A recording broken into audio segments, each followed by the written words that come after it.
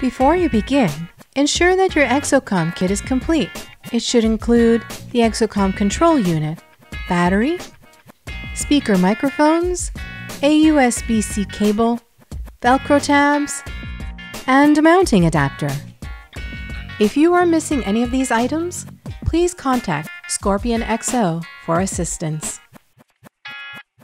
To ensure that you do not scratch your helmet or shield, we recommend placing the helmet on your lap or on a soft towel to complete the installation.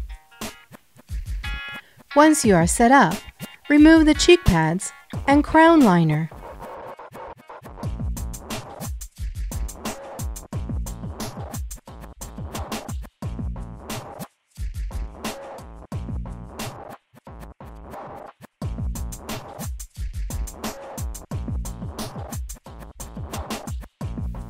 And now, you are ready for the install. To install the control unit, you will need to remove the door from the control unit housing on the bottom left of the helmet. Press the upper release tab and gently pry the door away from the helmet. Do not discard this door. Next, insert and feed the female USB cable through the opening at the bottom of the control unit housing.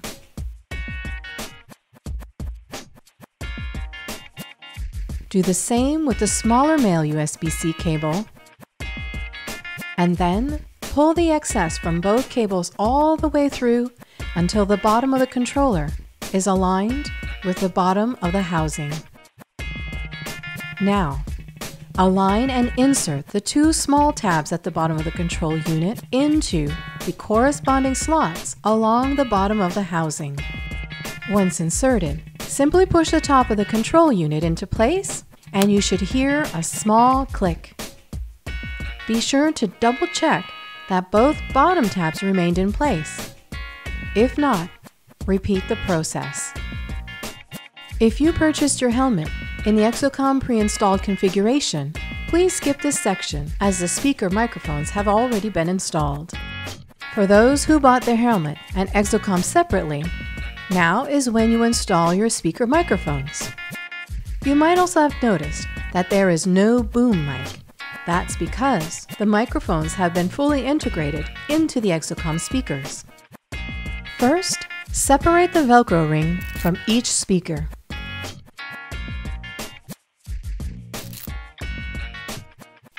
Then, one at a time, remove the protective backing for the two-way tape and install the Velcro rings into the speaker cavity.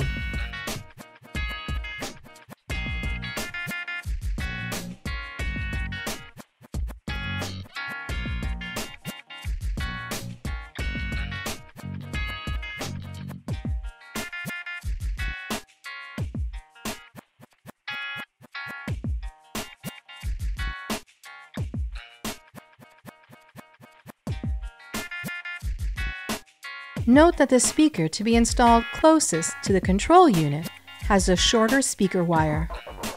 With this done, simply install the speakers, ensuring that the integrated microphones are positioned towards the bottom of the helmet.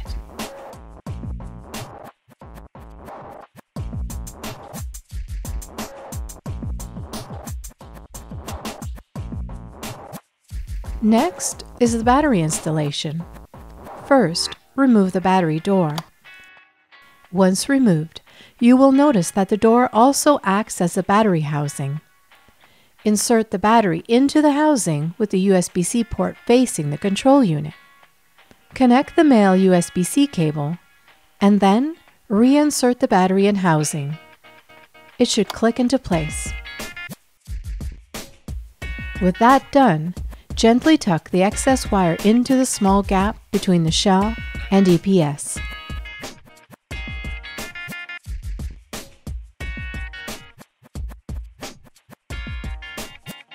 With the control unit, speakers, and battery installed, it's time to tidy up the wiring. First, we recommend securing the excess wire from the right side speaker to the EPS with the provided Velcro tabs.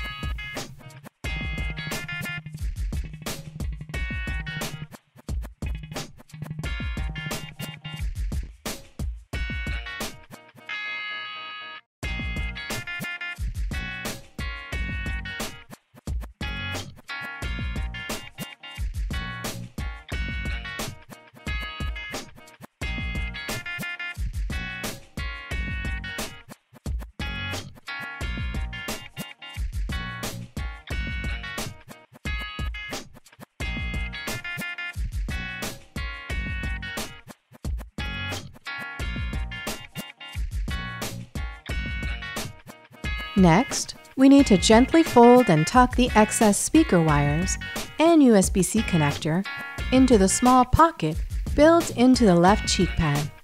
That's the cheek pad on the control unit side. Be careful not to pinch or fold the wires. With the excess wires tucked away, now is the time to install the cheek pads. Start with the left. That's the one you just tucked your excess wires into. And ensure that you align the plastic cheek pad tabs so that the notch is aligned with the control unit wires. This avoids damaging the wires and is also a good way to ensure your cheek pad is properly aligned with the snaps. Once everything is lined up, firmly push the plastic tabs into the small gap between the shell and EPS.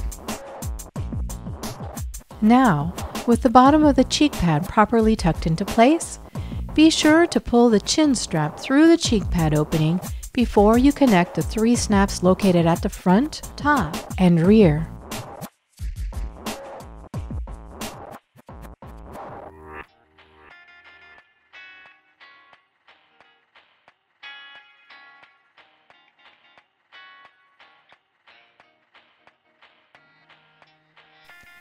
Next, continue inserting the plastic tabs along the neck roll, and then continue on to the right side to complete the cheek pad installation.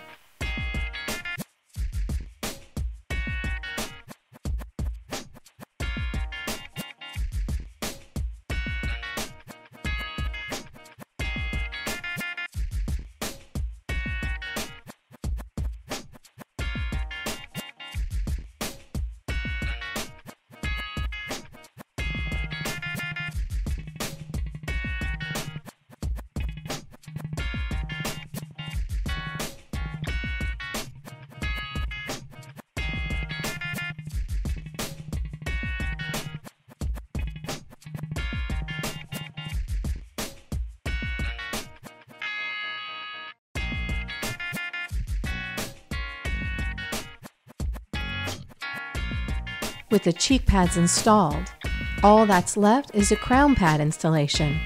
Start by connecting the 2 rear snaps.